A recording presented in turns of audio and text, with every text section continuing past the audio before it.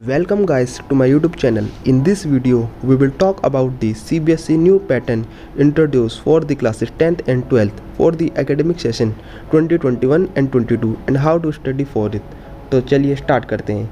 Video start करने से पहले मेरी आप सबसे एक छोटी सी रिक्वेस्ट है कि आप किसी पार्ट ऑफ द वीडियो को स्किप मत कीजिए, क्योंकि अगर आप किसी पार्ट ऑफ द वीडियो को स्किप करेंगे तो मे बी आप कोई इंपॉर्टेंट इन्फॉर्मेशन मिस कर सकते हैं और half information is very dangerous. तो चलिए स्टार्ट करते हैं। I will try my best to make the video short as much as I can. तो सबसे पहला सवाल जो हमारे मन में आना चाहिए कि why CBSE introduce new pattern. From my opinion there are two reasons. Number first, in view of the ongoing corona situation, CBSE decided to take 2 exams instead of 1। मतलब इसका मतलब ये है कि पहले हमारे बोर्ड्स के पेपर जो होते थे उसमें खाली एक पेपर होता था मार्च अप्रैल में और सारा सिलेबस आता था, लेकिन कोरोना की वजह से जैसे इस साल हमारे पेपर कैंसिल हो गए और पिछले साल भी कुछ पेपर कैंसिल हो गए, तो CBSE ने जो सोचा चलो 2 पेपर लेते हैं, एक किए गए। और दूसरा reason, to prepare the students for the competitive exams from an early age, as most of the competitive exams are MCQs based। यानी जो हमारे competitive exams होते हैं जैसे नीट और JEE, CBSE चाहती है कि उनके CBSE के स्टूडेंट्स अर्ली एज से ही प्रिपेयर हो जाएं कॉम्पिटिटिव एग्ज़ाम्स के लिए, और कॉम्पिटिटिव एग्ज़ाम्स MCQs बेस्ड होते हैं, तो ये रीज़न भी हो सकता है। तो इस न्यू पैटर्न को समझते हैं। तो अपने न्यू पैटर्न में 2 पेपर होंगे, उसका नाम है टर्म 1 और टर्म 2। एक एक करके इनको पढ़ते हैं। जो हमारा टर्म 1 का पेपर होएगा वो नवंबर और दिसंबर के बीच में होएगा और इसमें 50% सिलेबस आएगा और ये 90 मिनट्स यानी कि 1.5 घंटे का MCQs बेस्ड क्वेश्चन पेपर होगा। यानी इसमें आपको एक OMR शीट दी जाएगी और उसमें 4 ऑप्शन होंगे और एक सही होगा, उस पर आपको टिक करना होगा। ये पेपर स्कूल में भी हो सकता है, ये सेंटर्स में भी हो सकता है। और इन पेपर में एक्सटर्नल एग्जामिनर आएगा जैसे हमारे प्रैक्टिकल्स में आता है। ये नोट को बाद में पढ़ते हैं, पहले हम टर्म 2 को समझ लेते हैं। टर्म 2 जो होएगा वो हमारा मार्च और अप्रैल में होएगा।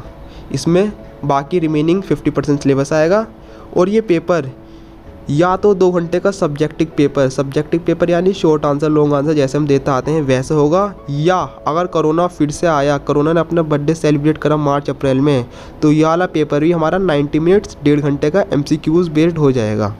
ये भी ऑनलाइन होगा या ऑफलाइन होगा ये पता नहीं, ये पता चल जाएगा। टर्म 1 का नोट पढ़ लेते हैं। If again corona cases rises then term 1 will be held at home online और offline and term 1 weightage will be reduced and term 2 weightage will be increase. यानी अगर जो हमारा टर्म 1 है जो हमारा नवंबर दिसंबर में होएगा उसमें कोरोना के केसेस बहुत बढ़ गए, तो ये टर्म 1 का जो पेपर है वो घर से देंगे, ऑनलाइन या ऑफलाइन ये पता नहीं। और जो हमारा टर्म 1 की वेटेज है, लेकिन क्योंकि चीटिंग का खतरा रहता है, टर्म 1 की वेटेज उसमें कम हो जाएगी और टर्म 2 की वेटेज इंक्रीज़ हो जाएगी। जो हमारे CBSE का सिलेबस है वो जुलाई में रिलीज़ हो जाएगा, जुलाई मंथ में, और CBSE के सैम्पल पेपर भी रिलीज़ हो जाएंगे। तो आप CBSE के सैम्पल पेपर तक रिलीज़ होने तक का थोड़ा वेट कीजिए, क्योंकि सैम्पल पेपर एक बार जो CBSE जो निकालती है उसे थोड़ा आइडिया हो जाता है कि हमारा पेपर कैसा आएगा। नोट, इसमें एक स्पेशल केस भी पढ़ लेते हैं। समझिए अगर दोनों टर्म्स के पेपर कैंसिल हो गए कोरोना की वजह से, कोरोना केसेस बहुत बढ़ गए, लॉकडाउन लग गया, जैसे इस साल पे हमारे पेपर कैंसिल हो गए, अगर वैसी ही सिचुएशन बनी तो हमारे टर्म 1 और टर्म 2 दोनों ऑनलाइन होगा और जो हमारा रिज़ल्ट आएगा वो internal assessment, project and practical work और ऑनलाइन मार्क्स के बेसिस पर दिया जाएगा। बच्चों, मेरा कंक्लूज़न है कि जो आपके स्कूल में जो भी एग्ज़ाम्स होंगे, प्री बोर्ड या जो भी मंडे टेस्ट होते हैं, वो आपके लिए बहुत इंपॉर्टेंट हैं। और आप स्कूल में किसी भी टीचर से लड़ाई पढ़ाई मत करिए, यानी कि थोड़ा ठीक ठाक अपना सबसे अच्छी बातचीत रखिए, क्योंकि आपके टीचर्स ही आपको मार्क्स देंगे इंटरनल्स में, और इंटरनल्स बहुत इंपॉर्टेंट हैं जब से कोरोना आया है। और एक चीज़ और कि अगर टर्म 1 होता है और टर्म 2 कैंसिल हो जाता है, तो जो हमारा रिज़ल्ट आएगा, फाइनल रिज़ल्ट, वो टर्म 1 के मार्क्स और इंटरनल के आधार पर दिया जाएगा। चलिए वीडियो के अगले पार्ट में आते हैं कि how to study for these exams.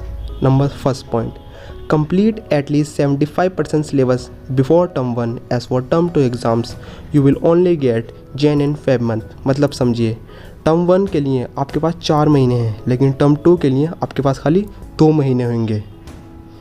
Term 1 के लिए 4 महीने कैसे, जुलाई अगस्त सितंबर अक्टूबर, और टर्म 2 के लिए खाली जैन और फेब। तो कुछ बच्चों ने सोचा होगा कि टर्म 1 के लिए 50% सिलेबस कर लेते हैं और टर्म 2 के लिए बाद में बचा हुआ 50% कर लेंगे, लेकिन आप गलत हैं।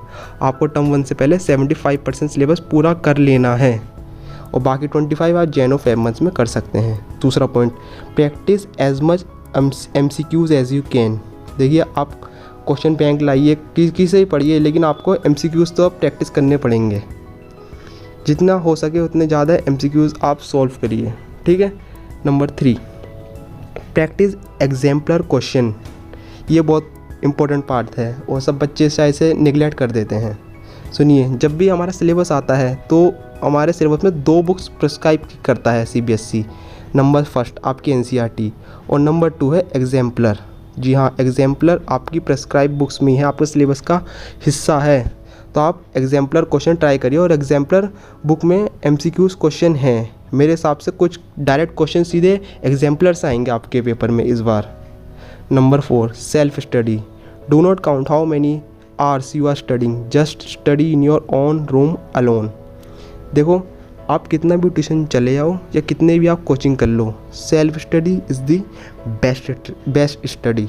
देखिए घंटे मत गिनिए आप कितने घंटे पढ़ रहे हैं, घंटे कभी नहीं गिनने पड़ते हुए, खाली आप अपने एक रूम में बैठिए और पढ़ते जाइए। जितनी आप सीटिंग दोगे उतना आप परफेक्ट होते जाओगे, उतने आपके कॉन्सेप्ट क्लियर होते जाएंगे। और रिवाइज़ करते जाइए, रिवाइज़ करना भी बहुत ज़्यादा ज़रूरी है। अगले point, do not waste time in reference book, NCERT is enough to score 100।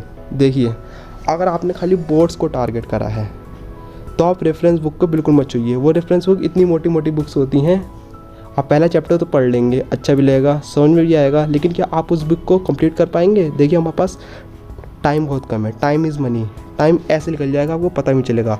और NCERT इनफ होती है 100 स्कोर करने के लिए। NCERT is Bible for getting 100% in boards, ठीक है। अगला पॉइंट, अवॉइड डिस्ट्रैक्शन। देखिए आप चलिए थोड़ा बहुत आप मैं ये नहीं कह रहा था कि आप पढ़ाई के पूरा कीड़ा बन जाइए, हाँ थोड़ा सा आप फ़न भी करिए, एंजॉय भी करिए, लाइफ को एंजॉय करिए। लेकिन जो आपके अननेसेसरी जो डिस्ट्रैक्शन है, मेरे हिसाब से जो इंस्टाग्राम पर आप जो रील्स देखते हैं या स्नैप पर आप स्ट्रीक बना रहे हैं, उनसे कोई फ़ायदा है? कुछ फ़ायदा नहीं है। आप दूसरों की आप जो दूसरे कर रहे हैं वो देख रहे हैं और आपका टाइम वेस्ट हो रहा है। वो टाइम आप किसी अच्छी चीज़ में लगाइए, आप कुछ नई स्किल सीखिए, डिस्ट्रैक्शन से दूर रहिए, ठीक है। अगला पॉइंट, देखो practice previous year question paper, sample paper as much as you can. देखिए अगर आपने NCERT कर ली और आपने एक बार नहीं 3-4 बार उसे रिवाइज़ कर लिया तो आपके 85 और 90% के बीच मार्क्स आने से कोई नहीं रोक सकता। लेकिन अगर आप चाहते हैं कि आपके 90+ आए तो आप सैम्पल पेपर करिए, और अगर आप चाहते हैं कि आपके 95 से प्लस आए तो प्रीवियस ईयर क्वेश्चन पेपर भी करिए। बस देखो NCERT 3-4 बार उसकी रिवीजन और फिर sample paper, previous year question, इतना कर लो बस। 100% टॉपर बन सकते हो तुम CBSE के, सच कह रहा हूँ मैं। और कोशिश करना कि आप अपने खुद के नोट्स से पढ़ें।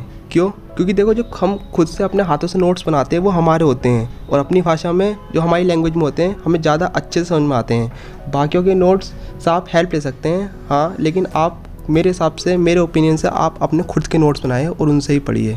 एक छोटा सा नोट कि be careful in term 1 MCQs based exams, if corona then in term 2 also.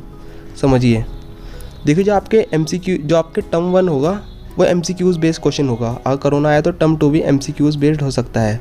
तो MCQs में एक डिसएडवांटेज है क्या? देखिए MCQs में 4 ऑप्शन होते हैं, उसमें बस एक करेक्ट होता है, बाकी 3 गलत होते हैं। यानी कि अगर आपने इनकरेक्ट क्वेश्चन को चूज़ करा तो आपको 0 मिलेगा।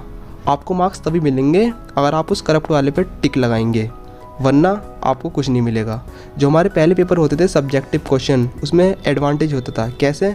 देखो अगर हमने आंसर से मिलता जुलता कुछ भी हमने लिख दिया तो टीचर हमें कुछ ना कुछ मार्क्स देता था, भले फुल नहीं देता था लेकिन कुछ तो देता था मार्क्स। लेकिन MCQs में खाली एक ही आंसर करेक्ट है, आपको मार्क्स तभी मिलेंगे जब आप करेक्ट आंसर पर टिक करेंगे। अगर जैसे ही आप रॉन्ग करेंगे आपको 0 मिलेगा।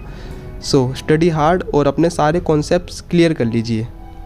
और हाँ देखो एक चीज़ और, कि जो हमारी CBSE होती है इसमें नेगेटिव मार्किंग नहीं होती, तो आप तुक्का कर सकते हैं, गैस कर सकते हैं। अगर आपको क्वेश्चन का बिल्कुल भी कोई आइडिया नहीं है तो आप गैस कर सकते हैं। किसी भी क्वेश्चन को देखो छोड़ना नहीं है, छोड़ना कभी नहीं है CBSE में। ये रूल तो देखो बना हुआ है बहुत पुराने से कि कभी भी CBSE में कोई क्वेश्चन छोड़ना नहीं है, ठीक है। तो चलिए वीडियो समाप्त करने का टाइम आ गया है। अगर आपको वीडियो अच्छी लगी हो तो लाइक करना, सब्सक्राइब भी करना और शेयर भी करना, और जो भी इस वीडियो में मिस्टेक्स हैं प्लीज़ उनको इग्नोर करना। नया यूट्यूबर हूँ, कुछ गलती तो होंगी, इंसान से गलती होती है। और देखो आपके बोर्ड्स में अच्छे मार्क्स आएंगे। आप भले ही एवरेज स्टूडेंट थे, आपके 5th में अच्छे नहीं आए, 6th में अच्छे नहीं आए, कभी भी आपके अच्छे मार्क्स नहीं आए, लेकिन आपके बोर्ड्स में अच्छे मार्क्स आएंगे। शर्त क्या है, आपको थोड़ी मेहनत करनी पड़ेगी। हाँ, और मेहनत तो देनी पड़ेगी। ऐसा तो नहीं है कि आपने कुछ नहीं पढ़ा, सोच रहे हैं कि बोर्ड्स में अच्छे मार्क्स आएंगे। देखो NCERT करो, उसका 3-4 बार रिवीजन करो, सैम्पल पेपर और प्रीवियस ईयर क्वेश्चन, बस बहुत है। 100% आपके आएंगे, 95। आप बहुत टॉपर बन सकते हो, कोई नहीं रोक सकता आपको टॉपर बनने से। तो चलिए मिलते हैं अगली वीडियो के लिए, तब तक के लिए सी या बाय बाय।